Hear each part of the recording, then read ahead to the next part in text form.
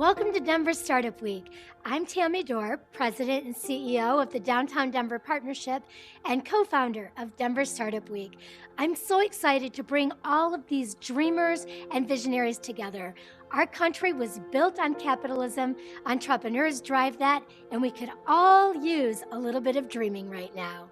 We're able to bring Denver Startup Week to this community thanks to our sponsors. Join me in thanking our 2020 Denver Startup Week sponsors.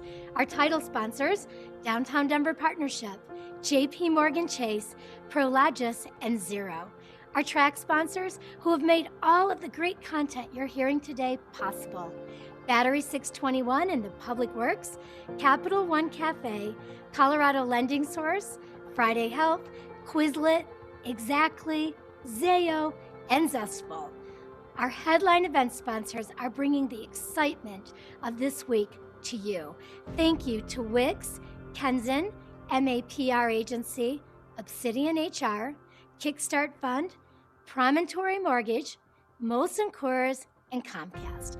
And finally, thank you to our partner and member sponsors. They're all listed on the screen. Please say thank you to these companies as you enjoy our virtual Denver Startup Week. And don't forget, use hashtag DenStartupWeek to share your experience and moments of inspiration on social media.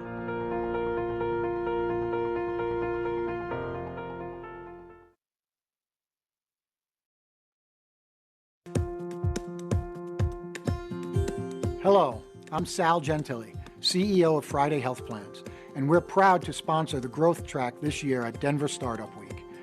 We're a company that just entered a rapid growth phase, so we felt it was particularly appropriate. When my business partner and I started Friday Health Plans 5 years ago, we knew we wanted to create a company that catered to people who bought their own health insurance. The Affordable Care Act was just getting going, and we saw an opportunity to serve a brand new market of health insurance consumers.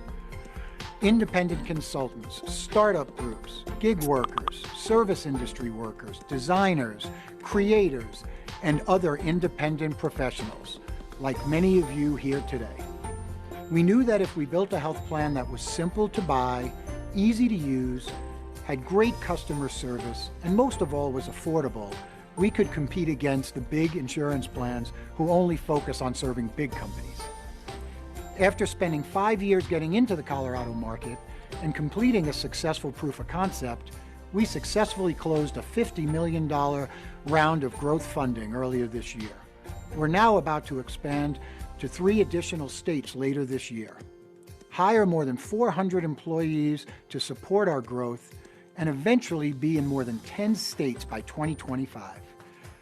I wish each of you good luck in your startup and growth pursuits. And as you think about your upcoming health insurance needs, I hope you consider fellow growing startup Friday Health Plans. Open enrollment starts November 1st. Check us out at fridayhealthplans.com.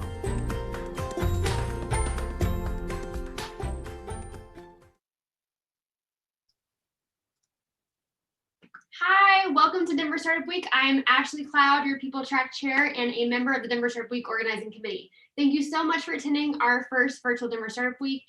It's day 5 and it's been an amazing week. One of my very favorite things about startups is that we're constantly trying new things and learning every step of the way. And that's what we've definitely done this week with our first virtual Denver Startup Week. So thanks so much for joining us on this journey. Thanks for trying something new together, for your graciousness, your patience, and kindness as we have worked through some technical kinks and learn new things together. At Denver Startup Week, we strive to make all of our sessions a space where attendees can connect, learn, and grow, regardless of age, gender identity, gender expression, race, ability, sexual orientation, or the combination of any of those. We try to make sure there's something for everyone and that everyone sees themselves in Denver Startup Week. We appreciate our sponsors, especially our Growth Track sponsor, Friday Health Plans, our volunteers, our session organizers, and our community for making this week happen. A few sessions to check out after this one. There's 2 different ones at 10 a.m. There's Launching Your Venture as a Leader of Color and a mental health fireside chat with Dave Marin and Brad Feld. And lots of other great stuff still on our last day. So check out our schedule. And thanks so much for joining this session, Building a Growth Model to Unlock International Growth. And with that said, I'll pass it over to Phil. Thanks, Sean. Great. Thanks so much, Ashley. And thanks to all of you for joining this session. Hoping it's going to be a productive presentation and discussion today around how you can use a quantitative growth model to unlock international growth for your businesses. So with that, I'll go ahead and share my screen and jump into the presentation here.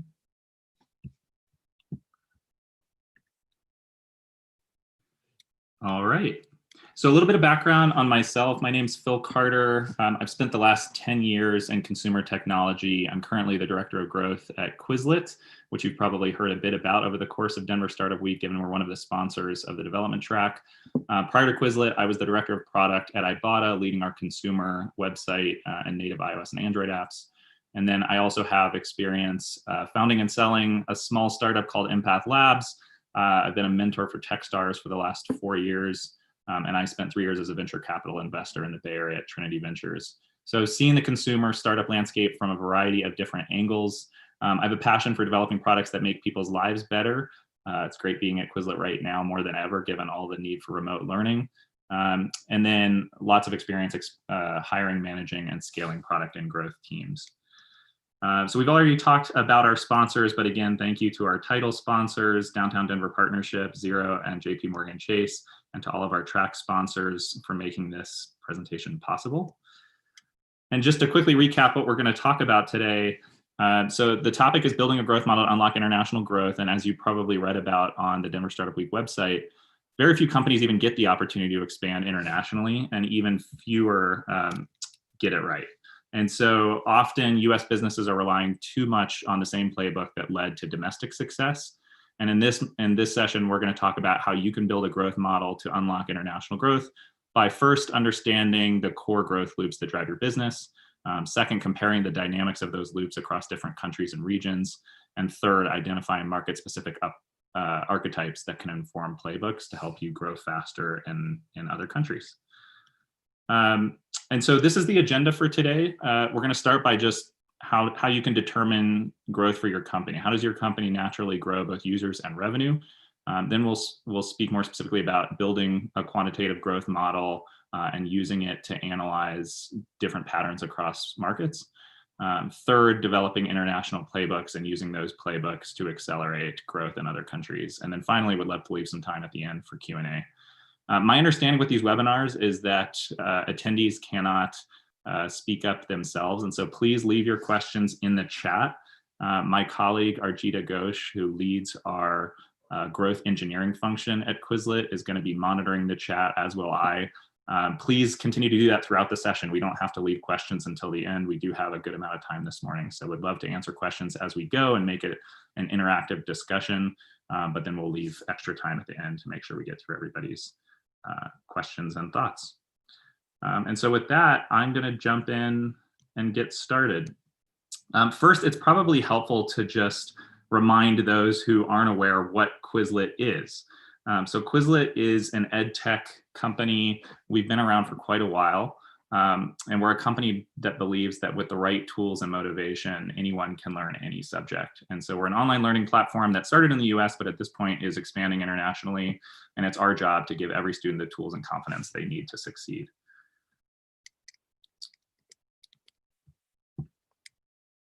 And so I thought I would play a video of one of our most recent products, which is Quizlet Learn. This gives you a little bit more familiarity with the nature of Quizlet as a product, and this will become important as we get into how Quizlet grows as a business.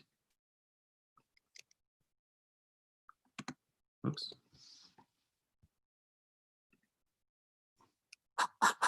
Your test is in a week, and you haven't started studying yet. And worse, you're not sure how to study or what to focus on. That's why we built Quizlet Learn. When we started, we used machine learning to analyze millions of anonymous study sessions. Then, we combined that data with proven techniques from cognitive science on the best ways to study and retain information. Now, when you need to study, tell us what materials you need to master and when you need to know them by. Quizlet Learn uses that information to build you an adaptive study plan. As you study, it recognizes patterns and adjusts the questions you see to be easier or harder. Quizlet Learn also updates you on your progress to help you stay motivated and sends you study reminders to keep you on track. When you hit 100%, you know you're ready for an in-class review, a big exam, or whatever else school throws your way. Learn is available on the Quizlet app. Download it for free today. So hopefully that gives you a little bit more of a sense for how Quizlet works. We're a user-generated content platform where teachers and students can create what we call sets. Sets are basically just terms and definitions around any subject. So it could be language learning, it could be science, it could be history, whatever subject you're hoping to practice and master, Quizlet is there to help you learn. And we do that through a user-generated content platform with a vast library of content at this point. As I mentioned before, Quizlet's been around for over a decade now. The company was actually founded back in 2005 by Andrew Sutherland, who at that point was a high school student who built Quizlet for his own use case. He was studying French in high school and wanted to find a tool that could help him do that better than he could with paper flashcards. So we really started as a paper flashcard or a digital flashcard company. By 2010, the company had started to really see stable growth and had reached 1 million monthly active users. And then over the last 10 years, we hired a new CEO in 2016, Matt Glotzback. We raised a Series A and completely overhauled the core user experience of the product. In 2018, we reached 50 million monthly active users. And by that point, we already had a majority of US high school and college students on the platform. And then over the last couple of years, since Arjita and I joined, we've really started to focus more and more on international user and revenue expansion, just given how many more students and teachers there are outside of the United States. And so before I get into the core loops that drive Quizlet, I would love to open it up for audience participation a bit. And Arjita, maybe you can help me out a little bit here.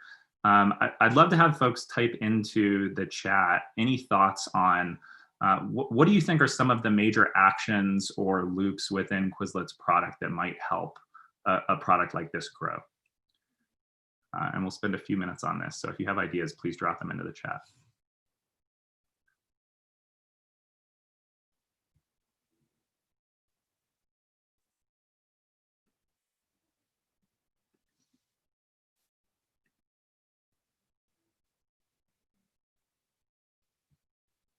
Anyone have any thoughts? Yep, localization, translation to local languages depending on target markets, user-generated content, social media presence. Yep, these are all great ideas. SEO, yep.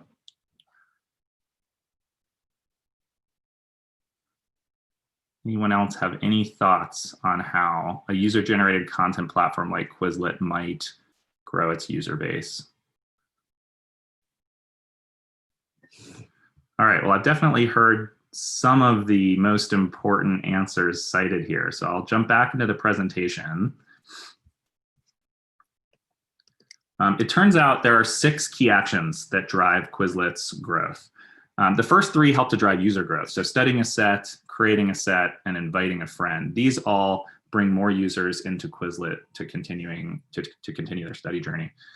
The latter 3, viewing an ad, upgrading to a subscriber, or purchasing premium content, these drive revenue growth because each of these actions end up providing revenue for Quizlet that it can then use to reinvest into its own ads to acquire users through paid channels like Google or Facebook. And when you combine these 6 core actions, you end up with 4 core growth loops, some of which were cited in the chat. So kudos to those of you who spoke up. We talked about user-generated content. That's definitely important because as more users create content, that helps drive organic search through search engine optimization. We also have a word of mouth loop whereby teachers invite their students and students invite their classmates onto Quizlet in order to get more value out of the platform. We have a paid acquisition loop. So this goes back to as we generate revenue through ads, through subscriptions, through premium marketplace transactions, that generates revenue that can be reinvested into ads to acquire users. And then we have re-engagement loops that bring existing Quizlet users back to the platform more often. So as teachers assign sets to their class, or as students co-edit sets together as part of a study group, that brings Quizlet users back onto the platform more frequently. And so as you start to think about how you would do this for your own company, it starts with thinking about how does your product fundamentally work and what are the key actions that drive user and revenue growth. And then the next step you want to take is build out a qualitative growth map. So a map of the different loops that compound on each other in order to drive user and revenue growth for your business.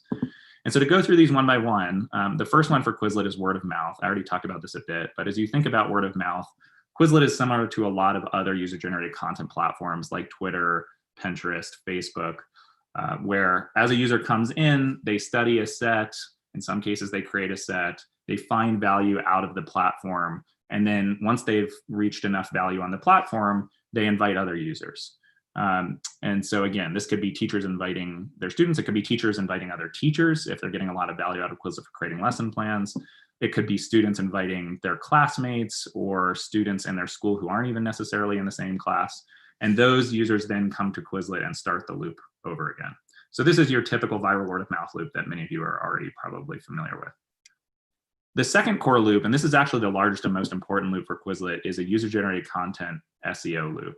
And so this loop is driven by content, in our case, study sets, where users come in, they create sets. Let's say they create a set on 50 state capitals, where you have the state on one side and the name of the capital on the other. This is one of our most famous sets that our founder, Andrew, created many, many years ago, and it's gotten a lot of traffic over the years as students are studying state capitals. Well, that set gets turned into a set page by Quizlet. It gets indexed by search engines like Google. And then once it's ranking in search engines, other visitors can discover that page through a Google search query and land on Quizlet themselves, which again starts the loop over again. The third loop is paid acquisition. So here we generate revenue as users view ads, as they purchase premium subscriptions, and or as they purchase premium marketplace content. All of that drives more revenue for Quizlet, which we invest into ads on Google, on Facebook, on Instagram, and a number of other platforms. And that brings more users into the platform, some of whom will then generate more revenue through those key actions.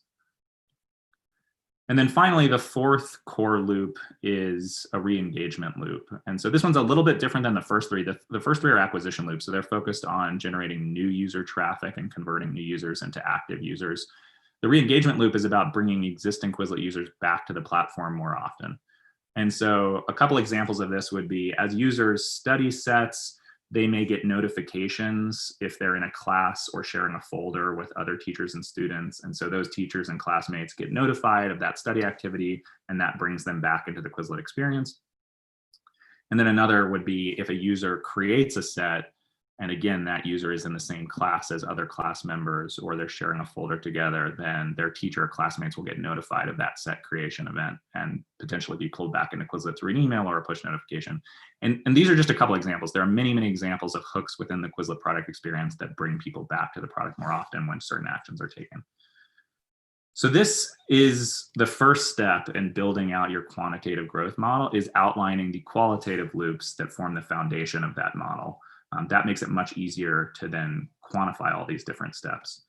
And importantly, these loops compound on each other. So it's not like word of mouth only drives word of mouth traffic and SEO only drives SEO traffic. Each of these loops bring in users that perform actions that can then contribute to all of the other loops. And so they compound on each other. And this is exactly why Quizlet's growth trajectory went from 1 million monthly active users in 2010 to 20 million in 2015 to 50 million a couple years ago, and now well north of that. So that is the end of this first section on qualitative growth loops and understanding how your business grows. The question that I'll conclude this first section with is, what if we could actually predict Quizlet's future growth based on the interactions between these qualitative growth loops? And before I go into the next section on building your quantitative model, I would love to pause and open it up to the chat again for questions if there are any.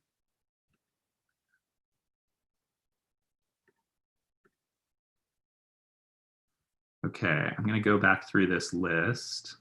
Dumb question, what is a set? Not a dumb question at all. So a set is just pairs of terms and definitions. Imagine you could have on one side of the set is a list of words in English, and on the other side of the set is the translations of those words into Spanish. So if you're studying Spanish as part of your AP Spanish course, you could have a language learning set that is structured that way. Or if you're in an Art History 101 course in college, you might have the picture of a painting on one side of the set and the name of the painting, the name of the painter, and when it was painted on the other side. It's a very flexible form of content in the same way that a pin or a tweet is a very flexible form of content on Pinterest and Twitter, respectively. And it can be used to study all sorts of different subject matter. That's the only question I've seen so far. Any other questions from folks through this first section, either about Quizlet to make sure we're all operating on the same set of assumptions around how Quizlet works, but more importantly, about how this could be applied to your own businesses, because my goal in this presentation is to make sure that all of you are leaving with an understanding of how you could go do this for your own companies.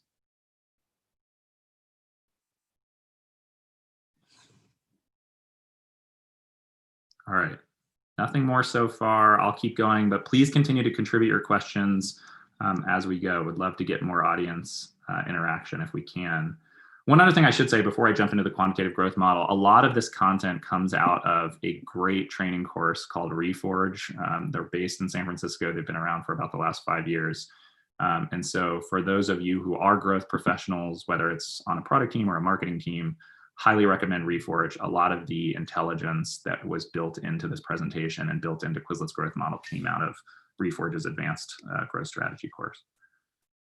Okay, so getting into the quantitative model, this is where it gets even more interesting, because now we're not just mapping out basic growth loops that all of us have some familiarity with. We're actually translating that into real numbers based on the company's user activity. And so early this year, we built a model that can predict Quizlet's growth to help teams make better decisions and deliver more impact on a variety of different dimensions that I'll get into. And so this is sort of the output of the model. I'm going to actually jump into the model itself and give you guys a brief tutorial just so you understand at a high level how it works. So this is our US Quizlet growth model. There are a lot of tabs here, but it's really just broken down into a few sections. So you've got your user guide and your change log. That's more just for administrative purposes. The core of the model is this summary tab, which shows for all of calendar year 2019 and 2020, all the most important outputs we care about as a business, including acquisition outputs, retention outputs, and monetization outputs. Then we have an analysis tab, and this tab lists all the key drivers of the model in blue on the left-hand side. And then it has a 2020 forecast that is basically what we would expect to see in 2020 if our growth trajectory from 2019 didn't change at all. We have an alternate 2020 forecast, which is what the 2020 outputs would look like if we change one or more of the variables on the left-hand side.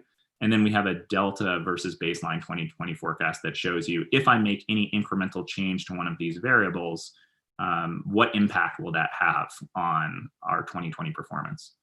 And so just to use a couple examples here, let's say that we had a team that was focused on reducing student churn, and we felt like by the end of Q3, obviously unrealistic at this point, but at the end of Q3, we could reduce student churn by 10%.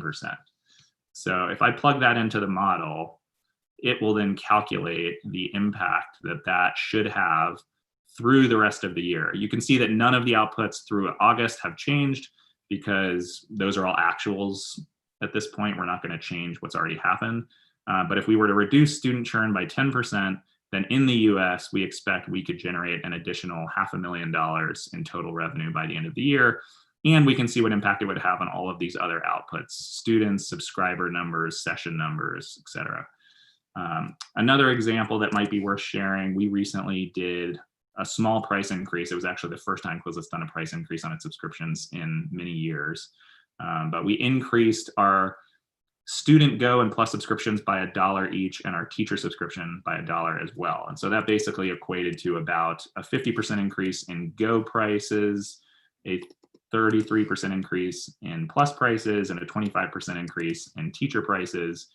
And so if we say our average billings per Go Plus and teacher subscription go up by those percentages respectively, that's going to be worth close to $4 million between now and the end of the year in terms of additional subscription revenue, holding all the other variables constant. So you can see how powerful this is. You can change any variable or combination of variables you want and immediately see what impact it's going to have for the rest of the year in the US.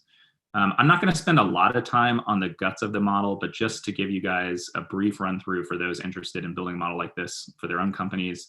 The whole model is actually relatively straightforward. It's broken down into those 3 buckets I mentioned in the summary tab. So you've got a tab for acquisition, a tab for retention, and a tab for monetization. In the acquisition tab, we break things down into the most important student types. This is a really important point. As you're building out your growth model, you need to treat different segments of users differently. You don't want to have different segments for every different type of user, because that will make the model way too complicated and unusable. But for big, very different archetypes of users, like students and teachers in Quizlet's case, you want to break those apart. In Uber's case, you'd probably want to break out drivers versus riders, because those two user segments operate very differently.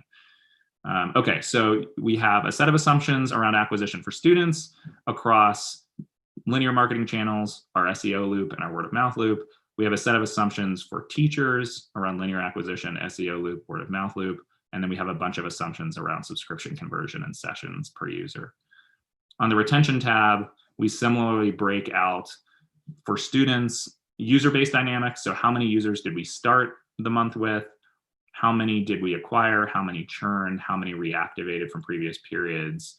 And so we just sort of rinse and repeat to calculate how many students we're working with every month. And then we have those 6 key actions for students. So we have sets studied, sets created, invite shared, page views, which drive ads, marketplace transactions, and subscription upgrades. And then for teachers, we do the same thing. Same user-based dynamics. How many do we start the month with? How many do we acquire? How many churned? How many reactivated from previous periods? And then what key actions did they take? And those key actions from both students and teachers flow back into both the acquisition tab and the monetization tab. And then on monetization, this is the most straightforward tab. We just take the users from the acquisition tab and from the retention tab, and we apply conversion rates and average bookings per conversion or average sales price to our different revenue lines. So for subscriptions, that's our Go subscription, our Plus subscription, and our teacher subscription. For ads, we have student ad revenue and teacher ad revenue. And then for marketplace, we have student marketplace revenue and teacher marketplace revenue. And that sums up to total revenue across our 3 lines of business: subscriptions, ads, and marketplace. The rest of these tabs are all just raw data tabs pulled from SQL queries. And I'm going to get in a minute to why that's so important.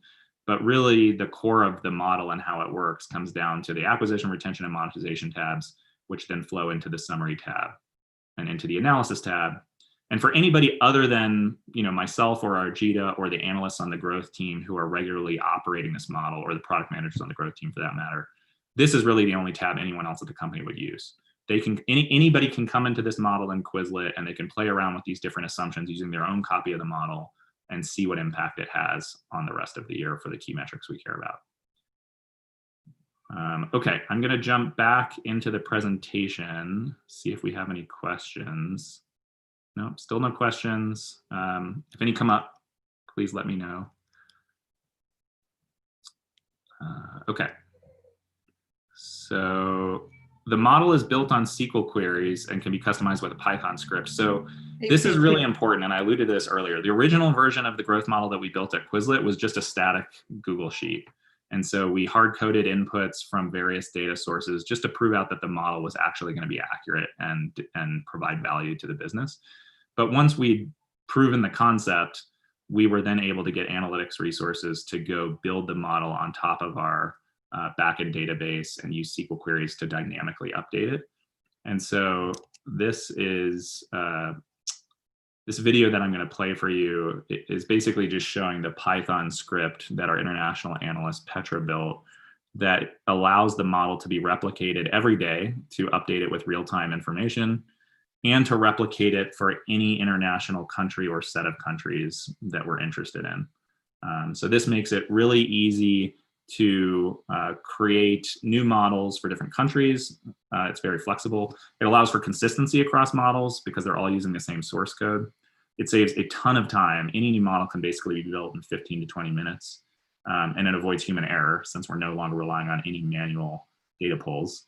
And it makes debugging a lot easier because all of the metadata is recorded. And so we can go back and problem solve if issues come up. And so if you've been watching the video, you can see how literally in the course of a couple of minutes, the Python script runs and fills in all of the details of the model.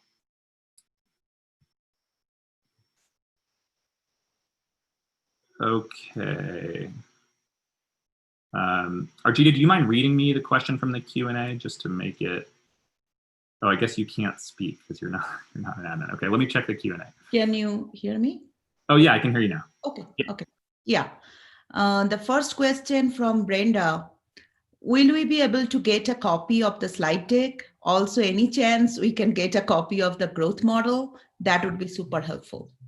Yeah, so unfortunately, I'm not going to be able to share either the slide deck or the growth model, just because it does contain, the model in particular contains a lot of Quizlet-specific sensitive information. Having said that, I would point you back to Reforge. Reforge does a great course on advanced growth strategy. They have a template for a model like this that you can use, and they do provide a Google Sheet template that would make it easier for you to build your own version of this model. I'm also happy, I'll share my contact information at the end. So for anybody who is truly committed to building a model like this for their own company, I'm happy to work with you to get you the right resources. I just can't share the Quizlet deck or model because it contains confidential information. Thank you, Phil. The next question, how did you decide which assumptions were most important to incorporate into the model? Yeah, that is a great question, because there is a real fine line between making the model sophisticated and robust enough to be accurate and valuable, but not so complex that it becomes completely unusable. And so the way we thought about this is, okay, what are our most important user types? It's students versus teachers. Now, there are 7 different personas of students in the United States. We could have built the model with every single one of those personas broken out, but it would have very quickly become unusable. So I would say use the fewest possible cuts you can without sacrificing the directional accuracy of the model. And for us, that was students versus teachers. Obviously, it was US versus other countries, and we're going to get into a lot more detail on that shortly. We accounted for free users versus subscribers. That's a very important distinction because subscribers are generating revenue in a much more meaningful way. We broke out content creators versus users who don't create content. They just passively study content. And the reason we did that, that was more of a borderline case where you could have argued maybe we don't need to do that. But when we looked at our analytics, it turns out that users, whether they're teachers or students who create content, tend to be far more engaged than users who don't create content, not just in terms of content creation, but a number of other key variables that drive the growth model. And so we wanted to split out creators versus non-creators. And then one that we haven't done yet, but that we plan to do as part of future iterations for the model, is splitting out web users versus native iOS users versus Android users. We made the decision when we built the model earlier this year that, you know, that's another cut with 3 buckets. And as you start to multiply all these cuts, students versus teachers, creators versus non-creators, and then web versus native iOS versus Android, you very quickly just have so many permutations that it becomes harder and harder to manage. But I do think that one's important enough that now that we have this model working and it's delivering a lot of value, that's probably the next one we would look at. Any other questions from Q&A, Arjita? And by the way, this is working really well. If you don't mind just continuing to ask questions as they come up, Arjita, that would be a huge help for me.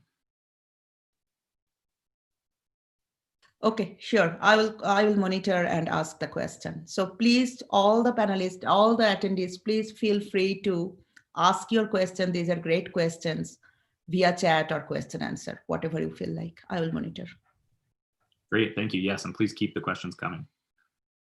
Okay, so because the model is built on SQL and we use this Python script, it makes it very easy to replicate for any international country or region. And this gets us to the heart of this session, which is how do we unlock international growth using growth models, not just for the US, but for international countries as well. And so the way this works within Quizlet at this point is we just decide what country or region we want to model for. We create a new spreadsheet for the model in Google Sheets that takes less than a minute. We add the country settings into the Python scripts config file. This is literally it's these 2 letters. All you have to do is change the country code and the model will replicate for that country. Run the script, that takes about 10 minutes. Validate the model, that's actually the most complicated part. We just go through and do a bunch of manual gut checks to make sure that the output actually makes sense for the new country. And then on top of that, at the beginning of each month, we refresh the output for all of our models, US and international, which takes about 15 minutes of time for an analyst to do in total. So it gives you a sense for it. It's a lot of work up front to build this model and build it the right way so that it can be replicated so easily. But once you've put in that work, it becomes an extremely flexible and powerful tool that takes very little time to maintain. Okay, and the model supports multiple use cases. So first, comparing growth across countries. Obviously, once you have a model for many different markets, you can compare the drivers of the model across those different countries and start to identify some patterns. And that helps you identify archetypes and build archetype-specific playbooks. The second use case is identifying strategic opportunities. So by comparing variable impacts, such as churn rate versus subscriptions price, which are the two examples we looked at earlier, you can start to identify the biggest opportunities in any given market.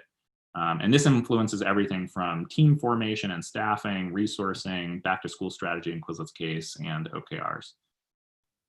And then even more tactically, you can actually use the growth model to set OKR and A/B test targets faster and more accurately. So once we've identified the strategic opportunities we want to focus on in any given team or pod, you can use the model to set OKR targets. You can use the model to inform specific A/B test targets that are focused on a particular proxy metric. And you can compare predicted versus actual test results. And as you look at predicted versus actual test results for a particular proxy metric, you can start to get a better and better sense for how much impact you would expect to have on that metric using a test that's focused on the same area of the product experience. So these are the three primary use cases we use the model for now at Quizlet. The one that we're going to dig into is comparing growth across countries in the next section, which is around developing international playbooks. But before I do, any other questions, Arjita, that have come up? No, I don't see any other question, but this is the time. Please ask. Okay, I will keep going. Thank you. All right, so developing international playbooks. This is what you're probably all here for. So we built growth models for the US plus 15 international markets at this point. United Kingdom, Canada, and Australia within the Anglosphere, a half a dozen European markets, France, Germany, Nordics, Netherlands, Italy, and Poland, and then a half a dozen Asian markets, India, Japan, Taiwan, South Korea, Singapore, Vietnam. And these have really been our test case. We didn't pick these markets for any particular reason other than they're just broad and diverse enough that it allows us to sort of compare and contrast patterns and start to identify some archetypes of how different countries grow. And then the next thing we did once we had the model for each of those markets is we conducted comparative analysis. So this is the one other Google sheet I'm going to jump into with you guys. This has those same 100 or so model inputs along the left-hand side. You'll see some of the same ones in here: churn, billings per subscriber, percentage of users who are studiers, percent who are creators, creation rate, sharing rate, et cetera, et cetera. And then on the x-axis, you have all of the different countries I just mentioned. So US plus 15 international markets. And then we grouped the test markets into US versus Anglosphere versus Europe versus Asia. And the rest of this is really just a heat map. So if a number is in green, that means that on a relative basis, relative to all the other countries in the sample set, that country is performing particularly well on this variable. And if it's in red, that means the country is performing poorly on this variable. And so by looking at any given variable and comparing performance across countries, you can start to identify some patterns in terms of where are certain countries or regions relatively strong and where are they relatively weak. And I'm not going to go into a lot of examples here, partially because obviously this is Quizlet specific data and I want to be respectful of that, and also because we could just spend hours and hours on this. But one particular example that may be worth calling out is if you look at teacher churn rates, so the percentage of teachers who were active in 1 month but then are not active the following month, Poland has a significantly lower teacher churn rate than any other country in the sample set. It's 4.5 full percentage points better than the United States, and it's as much as 10 or 15 percentage points better than a lot of other countries.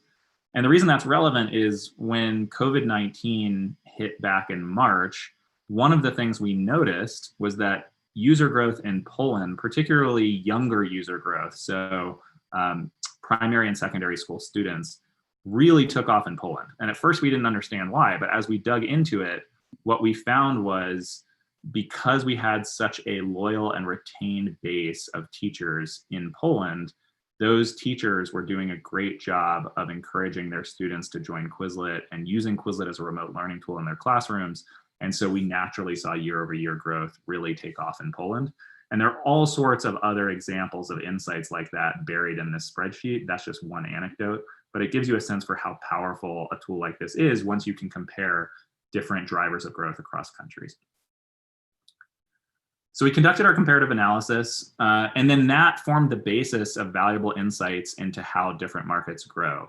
And again, for the purpose of confidentiality, I'm not going to go into a lot of detail here, but at a high level, we started to look at archetypes around countries that are driven through SEO, and specifically teacher-driven SEO, where teachers are generating a lot of content that brings students to the platform through search. Teacher-driven word of mouth, so markets where teachers are inviting students directly onto their platform and using Quizlet as a learning tool in their classroom, which brings students to the company. Third is student-driven word of mouth, so markets where students are just talking amongst themselves about Quizlet and what a great learning tool it is. And then fourth, subscription-driven paid ad markets. So this is where subscription conversion rates are relatively high, and we can afford to spend more money on paid ad campaigns in order to acquire users directly that way. So these are 4 examples of archetypes we've been experimenting with. The last step, once you have done the comparative analysis using the quantitative growth model, once you've bucketed countries into a handful of different archetypes, then you can start to use that as the basis for market-specific growth playbooks.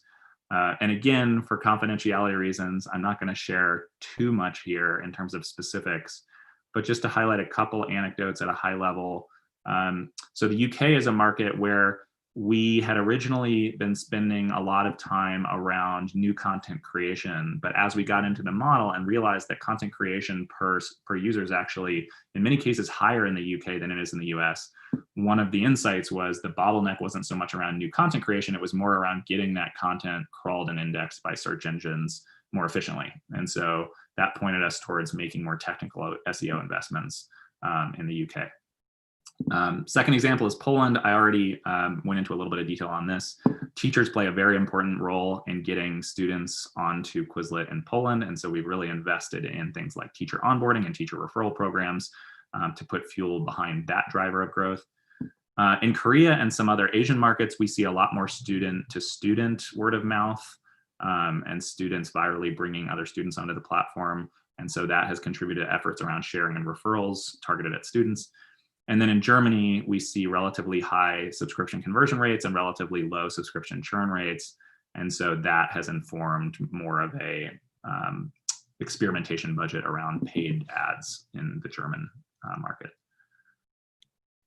So key takeaways from the presentation, and then we'll get into Q&A. Growth models are a powerful tool for unlocking international growth because they help companies better understand how different countries grow. Hopefully that's now apparent from everything we've just gone through. You can build a basic growth model in 3 steps. Outline the key actions that drive growth for your business, combine those key actions into a map of qualitative growth loops, and use your qualitative loop map as the basis for a quantitative growth model. We went through each of those steps. This does require real investment. This is probably tens of hours of work from a product manager, an analyst, and/or a data scientist, depending on how complex your business is. But it is well worth it in terms of the ROI that a model like this will pay off over time.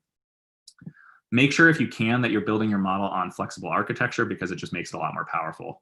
So once you have your model built on SQL or whatever other data tool you use, you can update it regularly and replicate it for other countries.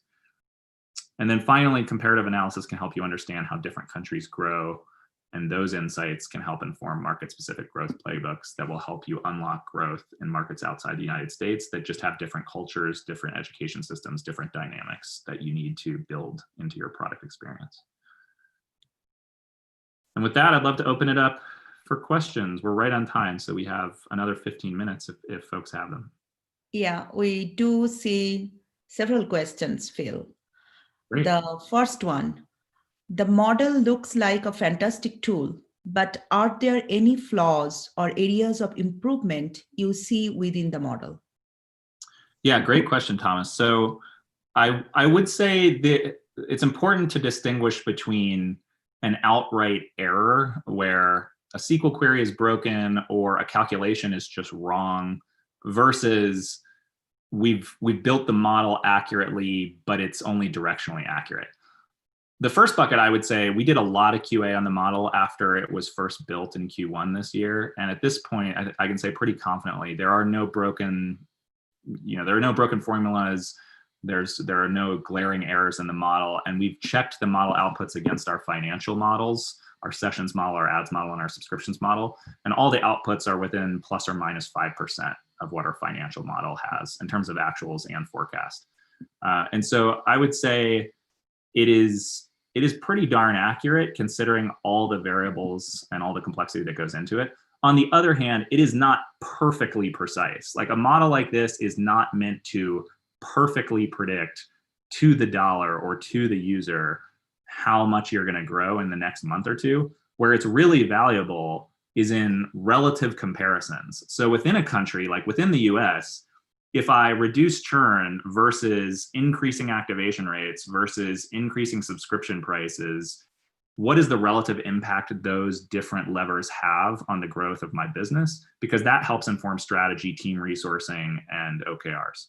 And then across countries, if you look at the US versus other markets, where do different levers, where do different growth model drivers see strengths versus weaknesses? Because that helps inform the growth playbooks that we just talked through. So I think that summing all that up, the model is quite directionally accurate. It is not perfectly precise, and that's okay. The intention of a model like this is not to use it to go to your board every month or every quarter and tell them exactly how many users you're going to see in the next quarter. It's more to identify relative opportunities. Okay, Phil. Next one, again from Thomas. Do you have different pricing strategy for your international market? A $20 subscription in the US has a much different elasticity than a $20 subscription in Poland or Vietnam.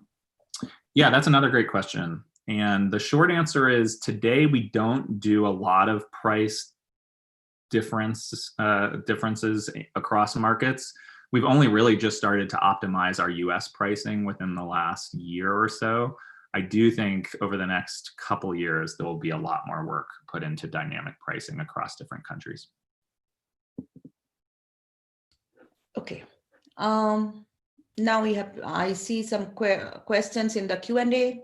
The first question, when you are looking at the international market, is this focus on students who are abroad, or is there also a usage from students within the country? Some countries value extensive education commitment, that is Asia. Does Quizlet come in hand during this demand from students? Yeah, good question. So about 25% of our monthly active users at this point are international, not US. And the vast majority of those are native students. They're not US students who are studying abroad. I'm sure there's a little bit of that, but it's a very, very small subset, well below 1%. And so one thing I will say is we have gotten more traction in English-speaking markets than non-English speaking markets. So if you look at our largest international markets, the UK is up there, Canada's up there. And then you even have markets like India, for example, where the primary language is not English, but we tend to see an outsized share of usage from Indian users who can speak English and who use English on Quizlet. Having said that, we are now supporting over 20 different languages. We have users, I think, in almost every country at this point. They're just relatively small numbers in many countries. And we have put a lot of effort into localization. So we have a very strong head of localization and a distributed localization team using contractors in a variety of different markets. And so you can use Quizlet in most of the top 20 to 25 languages worldwide. And for that reason, and as we better localize the product, not just in terms of language, but in terms of cultural differences and education system differences across these countries, we are starting to see accelerating usage in non-English markets and in markets whose education systems look quite a bit different than the US. Thanks, Phil. Next question. What are some of Quizlet competitors aside from Czech? Does this differ in other countries? Yeah, good question. We just did a pretty thorough competitive analysis about a month ago. And basically, we broke down the competitive landscape into 3 categories. You have large cross-platform players like Chegg. There's a company called Byju's in India that is a little bit of a different model, but it's sort of the equivalent of Chegg in India, just given its dominant share of the ed tech market. Those companies play across pretty much every facet of online learning. So they have study tools like flashcards and other learning modes. They have what we refer to as learning assistants, so more AI or machine learning driven tools to help you intelligently study without an in-person tutor or teacher. And then explanations, which is more of a textbook-like step-by-step walkthrough of how to solve a particular math problem or a particular history question or physics challenge. So Chegg and Byju's, I would say, are two of our largest and most important competitors globally. The second category is horizontal point solutions. So these would be companies like Kahoot, focused on learning games, or Brainly, focused on sort of community-driven questions and answers that focus in a particular strata of online learning. And there's several of those that compete with Quizlet in a few different areas. They tend to be more mid-sized companies, not as large as Chegg or Byju's, but many of them aren't startups at this point. They're relatively large companies that have raised a good amount of funding. And then the third category is vertical specialists. So be companies like Duolingo or Babbel in language learning, or Photomath in the math space, that focus on a particular subject area and are innovating very deeply within that particular area. And those companies, for the most part, aren't directly competitive with Quizlet because we're such a broad platform, but they are very valuable in terms of helping us learn, okay, if we want to go build a great language learning experience or a great math experience, what insights can we take from the leaders within those verticals and incorporate that into our product experience? Next one, how often do you revisit and do you rework the model for Quizlet? Yeah, I would say there are a few different cadences. So we, and when I say we, I mean me and two analysts, our international analyst, Petra, and our growth analyst, Mike, we meet monthly to update the model. The model is built in monthly increments, so it makes sense at the end of every month to just update the most recent month with actual data and look at how our predicted growth compared to our actual growth. And then I would say on more of like a quarterly or semi-annual cadence, we will meet Mike, Petra, and I, as well as a slightly broader group, to discuss, okay, how can we fundamentally continue to improve this model? And so that would be examples like building in cuts for web versus native iOS versus native Android, replicating the model for a broader set of countries. Like at this point, we've got 15 different international markets, but if we wanted to, we could go replicate it for the 200 plus countries around the world. And so there's kind of a backlog we've built of these are the next 5 to 10 most important improvements we'd love to go make to the model when we can. Next one. What did you recommend for a company that is just gaining traction domestically to prepare for international success in the future? Yeah, I think it depends a lot by what you mean by just getting traction. And if you want to provide Arjita with more details, I'm happy to give you a more specific answer. But at a high level, if what you're saying is, okay, we have product market fit, our month over month or year over year growth is double or triple digits. Like we are growing healthily in the US and we're confident we're going to grow internationally. It's just a matter of when and how many resources to put behind it. Then I would say there are a couple different facets to it. One, start to do some qualitative user research. Like the cheapest thing you can do is just use usertesting.com or some other tool to reach out to a bunch of users in different countries and understand, is our product even going to be valuable to you? If it's going to be valuable to you, why? How is the value prop different in your country and in your language versus in the United States? What, if any, alterations are we going to make to our product experience and to our business in order to actually be successful in these countries? And are we willing to make those investments, or are those going to be cost prohibitive investments for us? So that would be one, qualitative research. Two would be what we just talked about, like building the quantitative growth model that helps you start to understand, if you have any users in international markets already, start to understand how growth looks in those countries.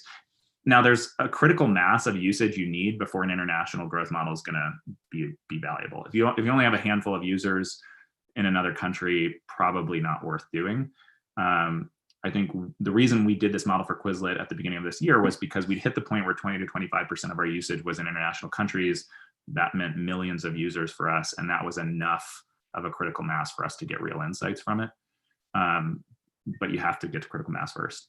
And then the third thing, and this is something Archita could probably better speak to, but one snag I've heard a number of companies hit is they don't write their code with localization in mind.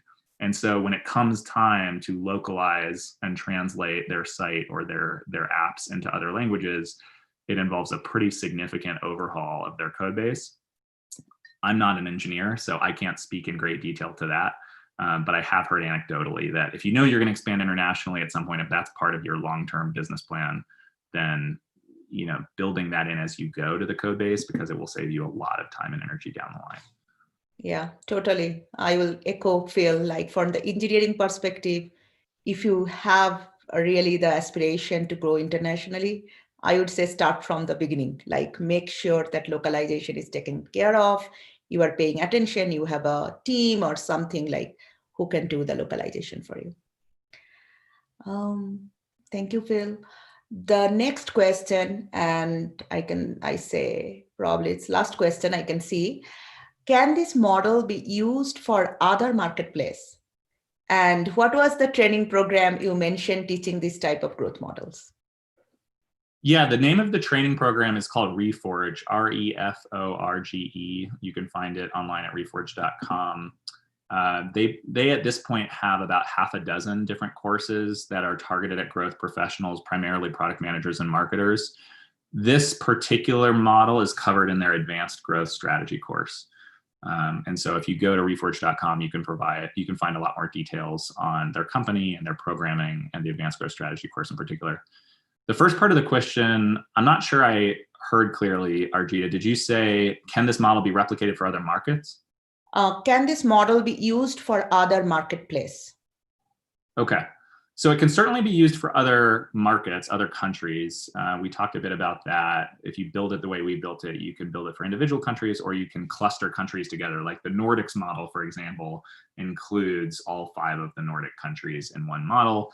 You could build a model for Asia. You could build a model for Europe. I'm not sure if this was implicit in your question, but I'll just answer it anyways. The model can also be built for different business models. So Quizlet is a B2C business model that generates revenue through ad impressions and through subscriptions primarily, although we do have a small e-commerce business as well. But in the Reforge course, they will talk about, you can build an equivalent model for everything from enterprise B2B sales on one end of the spectrum, where you're talking about multi-million-dollar contracts, all the way down to like social networks. That's average lifetime value of a user is like 10 cents, and they're acquiring users for free through viral word of mouth. It doesn't matter. The model is flexible enough that it can be used for any business model. I would say the more extreme you get on either end of that spectrum, maybe the less valuable a model like this is, particularly enterprise sales. It'll still be valuable, but in general, large enterprise sales businesses have far fewer customers. And so you just have less data to work with, which means the model will provide less insight, all else being equal. But you can build a model for just about any type of business. And in the Reforge course, they talk about Uber, they talk about Dropbox, and they have a number of other examples that span different business models. Thank you. Phil, questions? Otherwise, I think we're right at time. Yes. All right. Thank you, everyone, for your participation. This was a real pleasure. I just wanted to quickly say, if you're interested in getting in touch, particularly if you are in Denver, my wife and I live right in Boulder, and we work out of the Denver Quizlet office. Please feel free to reach out to me on Twitter at Phil G. Carter, on LinkedIn. I would be happy to get in touch and talk more about how you could build a model like this for your own business. And with that, thanks for attending the session, and enjoy